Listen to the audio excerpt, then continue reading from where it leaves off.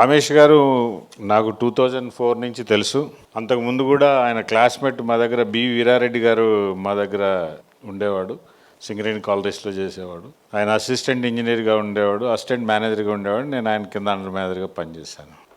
ఆ తర్వాత కాలంలో ఆయన కోల్ ఇండియాకి వెళ్ళారు, మీరు ఇట్లా చీఫ్ ఇంజనీర్ అయ్యారు. ఆయన మొత్తం జర్నీలో లాస్ట్లో థర్డ్ డిస్కంకి వెళ్ళి రైతు పక్షపాతి అని అనిపించుకున్నాడు.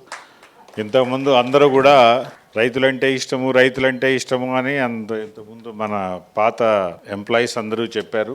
దానికి తగ్గట్టుగానే ఆయన ఎప్పుడు కూడా రైతుల గురించే మాట్లాడుతూ ఉండేవాడు. ఐటీ గురించి ఆయనకి బాగా ఇంట్రెస్ట్ ఉండేది. మా దగ్గర ఐటీ గురించి డిస్కస్ చేయడానికి వచ్చేవాడు బాగా ఫ్రీక్వెంట్గా. ఐటీ మీద ఆయనకి బాగా ఇంట్రెస్ట్ ఉంది. బహుశా నేను 2004లో రాకపోతే ఆయన ఐటీ జిఎం, ఐటీ సిఈ అయ్యేవాడేమో.